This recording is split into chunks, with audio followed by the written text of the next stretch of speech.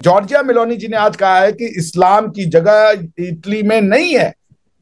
आप एक modern civilisation का, आप एक एंशिएंट सिविलाइजेशन का पार्ट है। आपने दुनिया का वो सिविलाइजेशन इनहेरिट किया जिसने दुनिया को सिखाया है। भारत उन्होंने खुलेआम मुसलमानों को धमकी दी है कि अगर वो दोबारा मुंतखब हुआ तो वो मुसलमानों की टोपी उतार कर उन्हें माथे पर तिलक लगाने पर मजबूर कर देगा। कि हमारा दीन एक ही है जो अमन और सलामती का दीन है, जो मोहम्मद अरबी सल्लल्लाहु अलैहि वसल्लम खातिमुल मुरसलीन लेकर आए हैं। उनके बाद कोई नबी नहीं है। इटली ने भी क्यों बाइकआउट किया मुसलमानों का? मुसलमान वही खौफ है उनको कि मुसलमान अगर इत्तेहाद कर जाएंगे फिर हमारे ऊपर हुकूमत करेंगे, फिर हम गुलाम बनेंगे। इससे हमें ये पता चलता है कि आगे आने वाले दिन मुसलमानों के लिए और इस्लाम के लिए क्या लेकर आ रहे हैं। जिब्रान भाई, ये काफी है, आप चैनल बना लें और उस पर आप जो है वो इस्लाम का एक मस्बत चेहरा, जो कि है ही मस्बत, इसमें कोई शक नहीं, वो दुनिया को दिखाएं। या कुछ हमें भी अपने आप को सीधा करना होगा, कुछ हमारे में भी खामियां हैं जिसकी वजह से लोग हमसे ये डरते हैं या नफरत करते हैं या ऐसी सोच रखते हैं। बड़ा एंटी मुसलमान और एंटी पाकिस्तान कंटेंट फेंक रहा है। ये आपकी बात बिल्कुल ठीक है कि हमें ऐसे प्लेटफॉर्म्स को हिट करना होगा बजाय इसके कि एक और न्यूज चैनल जो है वो आ जाए, ऑलरेडी मौजूद है। कौन सा निज़ाम चाहते हैं? इस्लामिक निज़ाम, डेमोक्रेसी चाहते हैं, इसके अलावा लिबरल सिस्टम चाहते हैं, मार्शल लॉ, क्यों कौन सा? आई थिंक कि पाकिस्तान जिस बेस पर बनाया गया ना, वो ना तो इस्लामिक बेस है, ठीक है, वो बनाया गया तमाम मुल्कों के, तमाम रिलीजन्स के लिए, ठीक है, जिसमें क्रिश्चियंस भी हैं, जिसमें हिंदूज़ भी हैं, जिसमें मुस्लिम्स भी हैं। तो मेरा ख्याल है कि यहाँ पर रहकर हमें ये चाहिए कि हम एक दूसरे के साथ चलकर, ठीक है, अपने मुल्क को जितना बेहतर हो सके उतना करें। और मेरा जहाँ तक जो मेरे माइंड में चीज़ आती है, आप उसको बेस्ट से बेस्ट अपने मुल्क को दें, अपने टैक्सेस पे करें, अपने। ये सोच तो आपकी बड़ी बेहतरीन है कि जितने भी मजहब के लोग यहाँ पे रहते हैं सब मिल के रहें, लेकिन आपने बोला कि बनाया सब के लिए गया। मेरे ख्याल से इस्लामिक मतलब पाकिस्तान का मतलब क्या? ला इलाहा इल्लल्लाह पाकिस्तान है, Islamic state, two nation theory, Hindu Muslim इकट्ठे नहीं रह सकते। पाकिस्तान बेसिकली जो चीज़ है ना, पाकिस्तान है आज़ाद मुमलिकत, ठीक है, ला इलाहा इल्लल्लाह इसकी बेस ज़रूर है, ठीक है, लेकिन जब कायदे आज़म के आप जब कुछ उनकी तकरीरों को सुनेंगे तो उसमें आपको यही मिलेगा कि भाईजान ये तमाम यहाँ पे जितने भी मज़हब रहते हैं उनकी अपनी इबादत गाहें हैं, वो इकट्ठे रहेंगे, उनकी अपनी इबादत गाहों में जाके वो इबादत कर सकते हैं। मुस्लिम मुल्क इसलिए इसको बनाया गया था कि उस वक्त पे मुस्लिम्स जो थे वो आज़ाद नहीं थे, ठीक है, वहाँ पे जो बाकी निज़ामात थे दो कौमी नजरिया यही है ना कि हिंदू मुस्लिम इकट्ठे नहीं रह पा रहे थे, इसलिए मुसलमानों को लहदा कर दिया। लेकिन पाकिस्तान इसलिए उन्होंने कायदे आज़म ने आपको पाकिस्तान इस बेस पर दिया है कि यहाँ पर अगर आपके साथ कोई रह रहा है तो उसको आपने पूरी आज़ादी देनी है। अच्छा, अभी सवाल ये है, देखिए हुआ कुछ यूं है कि इटली की प्राइम मिनिस्टर जॉर्जिया मेलोनी ने स्पीच करते हुए ये कहा है कि इस्लाम की यूरोप में अब कोई जगह नहीं रही, no place for Islam in Europe. Exactly ये वर्ड्स उन्होंने इस्तेमाल किए हैं।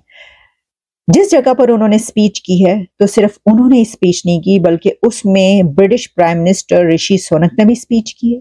उन्होंने इस टॉपिक पर क्या कहा है, और इसके अलावा एलोन मस्क भी उसमें शामिल हुए और उन्होंने इस टॉपिक पर क्या कहा है, क्योंकि इससे हमें यह पता चलता है कि आगे आने वाले दिन मुसलमानों के लिए और इस्लाम के लिए क्या लेकर आ रहे हैं। नमस्कार दोस्तों, जय हिंद। इटली की प्राइम मिनिस्टर से एक काफी बड़ा स्टेटमेंट आया है। कल उन्होंने मीडिया के सामने कहा कि शरिया लॉ और यूरोपियन कल्चर साथ में नहीं रह सकता, ये दोनों साथ में रहना काफी खतरे की घंटी है।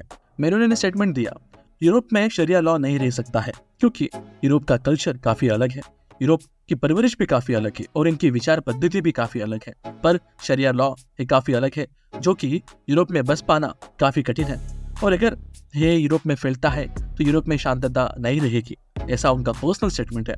और आज सुबह से वेस्टर्न मीडिया सहित हमारे भारतीय मीडिया ने भी इस बात को काफी उठा लिया है। पाकिस्तानी मीडिया तो इसके ऊपर चीख कर पागल हो चुका है। पाकिस्तानी मीडिया और पाकिस्तानी आवाम के साथ इन लोगों को किसी ने काफी भद्दी गाली दी है, इस प्रकार से वो लोग इसके ऊपर रिएक्ट कर रहे हैं, और यहाँ तक कि अरब देशों ने भी इसके ऊपर रिएक्ट किया है। मेलोनी कहती है कि शरिया लॉ को इम्प्लीमेंट करने के लिए अरब देशों से फंडिंग आती है और वो काफी मात्रा में आती है, और इसके कारण यहाँ के लोग यहाँ पर कन्वर्जन करने का काफी पूरा प्रयत्न करते हैं। इससे यूरोप के कल्चर को हानि पहुंचती है। मेलोनी का यह स्टेटमेंट कोई भी पॉलिटिकल स्टेटमेंट नहीं था, यह उनका पर्सनल स्टेटमेंट था। पर विचार करने की बात यह है कि मेलोनी ऐसा क्यों कह रही है। मेलोनी अपने डिसीजन के लिए जाने जाती है, वो काफी आउटस्पोकन है और रोबाइट टॉक बात करने में काफी आगे है। कुछ ही दिन पहले नीदरलैंड में हुए इलेक्शन के बाद वहाँ पे फार राइट सरकार आई। वहाँ के गेट बिल्डर्स भी कुछ ऐसे ही विचार वाले हैं। वो कहते हैं कि इमिग्रेंट्स ने, और स्पेशली वो कहते हैं कि मुस्लिम इमिग्रेंट्स के कारण यूरोप की शांतता और स्पेशली नीदरलैंड की शांतता भंग हो रही है। वो मुस्लिम इमिग्रेंट्स के खिलाफ है, हालांकि वो इमिग्रेंट्स के खिलाफ भी है, पर जितना दुख और फिर जितना लॉ एंड ऑर्डर का मसले मुस्लिम इमिग्रेंट्स के साथ आते हैं उतने बाकी नागरिकों के साथ नहीं आते हैं, ऐसा उनका पर्सनल कहना है। हालांकि वो अपने देश से और पूरे के पूरे यूरोप से इमिग्रेंट्स को भगाना चाहते हैं, पर शुरुआत कहाँ से होगी ये हमको नहीं पता। और विचार करने की बात यह है कि ऋषि सुनक ने भी कुछ दिनों पहले एक स्टेटमेंट दिया था कि जो इलीगल इमिग्रेंट्स यूके में आ रहे हैं ये उनका चिंता का विषय बनता जा रहा है। वहाँ पर लॉ एंड ऑर्डर की समस्या बन रही है और वो अभी युगांडा जैसे देश में ऐसे इलीगल इमिग्रेंट्स को भेजना चाहते हैं, वो अभी खुद के पैसे से। मतलब एक विचार करने वाली बात है कि यूके अभी इतना परेशान हो चुका है कि वो खुद अपने जेब से पैसे खर्च कर इन सारे के सारे इमिग्रेंट्स को दूसरे देश में पोर्ट करेगा। कई जानकारों का मानना है कि ये फार राइट विचारधारा अब यूरोप में फैल रही है। वहाँ के लोकल लोग ये ऐसी गतिविधियों से और ऐसे बार बार होने वाले प्रोटेस्ट और धर्मांतरों पर काफी रोक लगाना चाहते हैं। यहाँ पर लोगों को भड़काया जाता है और ये सारी फंडिंग अरबों देशों से आती है, ऐसे वहाँ के लोकल लोग कहते हैं। और स्पेशली मुस्लिम इमिग्रेंट्स के खिलाफ लोगों में काफी गुस्सा है, क्योंकि ये लोग जैसे तैसे वीजा पाकर यहाँ पे आते हैं, वीजा एक्सपायर होने के बाद भी वापस देश में नहीं जाते हैं, वहीं पर भीख मांगना शुरू कर देते हैं। हाल ही में आई एक रिपोर्ट के अनुसार यूरोप में जितने भी मुसलमान हैं लगभग 90% मुसलमान ये मुस्लिम देशों से आते हैं और खासकर पाकिस्तान से। वहाँ की सरकार इनको बार बार डिपोर्ट कर रही है, फिर भी ये लोग बार बार वहाँ पे आते हैं और इसके कारण वहाँ के लोकल लोग इससे परेशान हो चुके हैं। जितना देर बाकी मुसलमान देशों ने इसके ऊपर रिएक्ट नहीं किया है, उससे ज्यादा तो पाकिस्तान अकेला कर रहा है। पाकिस्तान के लोग कहते हैं कि ये यहूदियों की साजिश है।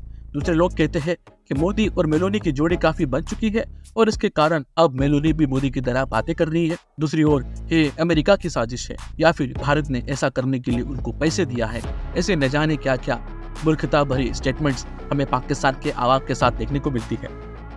पाकिस्तानी कुछ भी अकल के तारे तोड़ने लगते हैं, पर विचार करने वाली बात यह है कि जो कि बहुत सारे जानकार और राजनीतिक विश्लेषक इस बात को मानते हैं कि यूरोप में एक सोच अब बढ़ रही है जो कि इस्लाम विरोधी है। इस्लामोफोबिया यूरोप में बढ़ रहा है। इसके न जाने बहुत सारे कारण हो सकते हैं। ये वहाँ के लोगों को प्रैक्टिकली ज़्यादा पता होंगे, क्योंकि डे टू डे लाइफ में वो ये प्रॉब्लम्स फेस कर रहे होंगे और इसके कारण ऐसी सोच वहाँ पे पढ़ना ये एक काफ़ी महत्वपूर्ण बात है। दूसरी ओर क्या इसके ऊपर कोई मुसलमान देश स्टेटमेंट दे सकता है या फिर OIC इसके ऊपर बात कर सकता है? और अगर यूरोप में राइट विंग वाले लोग अगर बढ़ते हैं और उनके तरफ से भी प्रोटेस्ट होते हैं तो क्या फिर मुसलमान देश इसके ऊपर रिएक्ट करेंगे? क्या फिर से उन देशों में दंगों जैसी स्थिति हो सकती है? ये तो आने वाला समय बताएगा। अगर आपको हमारा वीडियो पसंद आता है तो हमारे चैनल को सब्सक्राइब कीजिए। धन्यवाद। जय हिंद।